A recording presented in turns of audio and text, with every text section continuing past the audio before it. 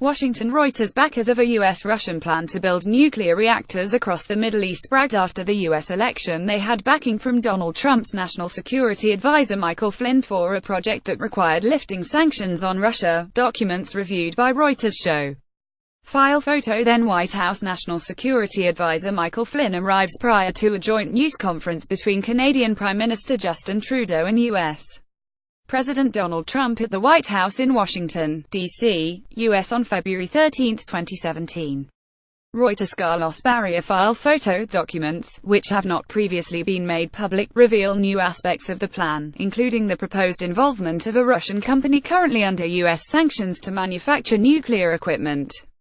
That company, major engineering and construction firm OMZOAO, declined to comment. The documents do not show whether Flynn, a retired Army lieutenant general, took concrete steps to push the proposal with Trump and his aides, but they does show that Washington-based nuclear power consultancy ACU strategic partners believed that both Flynn, who had worked as an advisor to the firm as late as mid-2016, and Trump were firmly in its corner. Donald Trump's election as president is a game-changer because Trump's highest foreign policy priority is to stabilize U.S. relations with Russia, which are now at a historical low point, ACU's managing director, Alex Copson, wrote in a November 16, 2016 email to potential business partners, 8 days after the election. White House officials did not immediately respond to an email seeking comment. ACU declined comment and also declined to make Copson available for an interview. Previously, they told a congressional committee that they had not had any dealings with Flynn since May 2016, before Trump became the Republican Party's presidential candidate.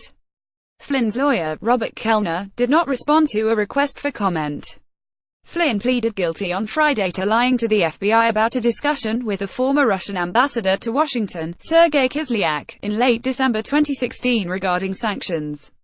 The documents also show that ACU proposed ending Ukraine's opposition to lifting sanctions on Russia by giving the Ukrainian company a $45 billion contract to provide turbine generators for reactors to be built in Saudi Arabia and other Mideast nations. The contract to state-owned Turbotum, and loans to Ukraine from Gulf Arab states, would require Ukraine to support lifting US and EU sanctions on Russia, Copson wrote in the November 16 email. A Turbotum spokeswoman said she did not have an immediate comment on the matter. The email was titled TRUMPPUTINME Marshall Plan Concept. ME stands for Middle East. The title, evoking the post-World War II plan to rebuild Western European economies, reflected the hopes of the plan's backers that Trump and Russian President Vladimir Putin could cooperate on a project that would boost Middle East economies. The email can be seen here. TMSNRT.RS2. All to see the ACU documents reviewed by Reuters include emails, business presentations and financial estimates and date from late autumn 2016. Ready to go as part of their investigation into the Trump election campaign's ties to Russia, Special Counsel Robert Mueller and Democrats on the House of Representatives Oversight Committee are probing whether Flynn promoted the Middle East nuclear power project as national security advisor in Trump's White House. Flynn resigned after just 24 days as national security advisor after it became known he had lied to Vice President Mike Pence by telling him he had not discussed U.S. sanctions on Russia with Kislyak in late December. In response to questions about the emails and documents, ACU referred Reuters to letters written in June and September by ACU scientist Thomas Cochrane to the House Oversight Committee. In those letters, Cochrane had laid out the project's strategy, describing a ready-to-go consortium that included French, Russian, Israeli and Ukrainian interests, without naming specific companies. Former U.S. National Security Advisor Michael Flynn arrives for a plea hearing at U.S. District Court, where he pleaded guilty to lying to the FBI about his contacts with Russia's ambassador to the United States, in Washington, U.S. December 1, 2017. Reuters. Jonathan Ernst. Representative Elijah Cummings, the committee's top Democrat, said the panel's Republican chairman, Trey Gowdy, has for months rejected Democrats' requests to ask the White House for documents pertaining to the ACU proposal.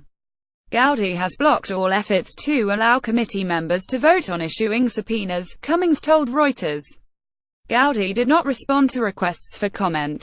The ACU's nuclear reactor plan aimed to provide Washington's Middle East allies with nuclear power in a way that didn't risk nuclear weapons proliferation and also helped counter Iranian influence, improve dismal U.S.-Russian relations, and revive the moribund U.S. nuclear industry. According to the documents seen by Reuters, The Wall Street Journal and The Washington Post reported this week that Flynn pushed a version of the nuclear project within the White House by instructing his staff to rework a memo written by a former business associate into policy for Trump to sign. Two U.S. officials familiar with the issue told Reuters the policy document Flynn prepared for Trump's approval proposed working with Russia on a nuclear reactor project but did not specifically mention ACU.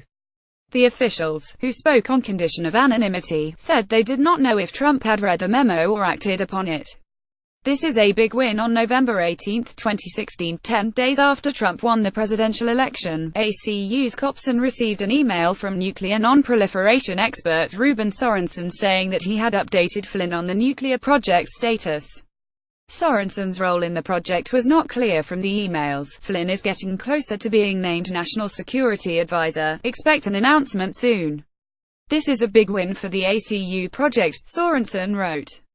Spoke with him via back channels earlier this week. He has always believed in the vision of the ACU effort. We need to let him get settled into the new position, but update to him shortly thereafter, Sorensen added. The email can be seen here. TMSNRT.RS2ZTQXCZ. Reuters could not independently confirm a briefing took place.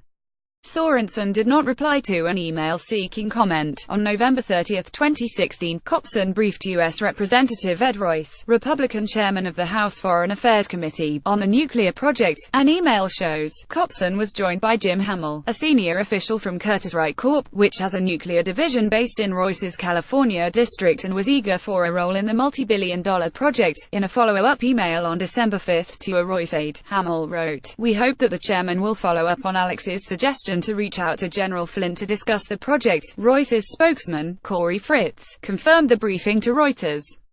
No action was ever taken by the chairman of the committee, he said in an email. Hamill and Curtiss-Wright declined to comment. Flynn was an advisor to ACU from April 2015 to June 2016, according to amended financial disclosure forms he filed in August 2017 to the Office of Government Ethics. Democrats on the House Oversight Committee say that when Flynn applied last year to renew his government security clearance, he failed to disclose a June 2015 trip he made to Egypt and Israel to promote the reactor project. Flynn has not commented on the trips.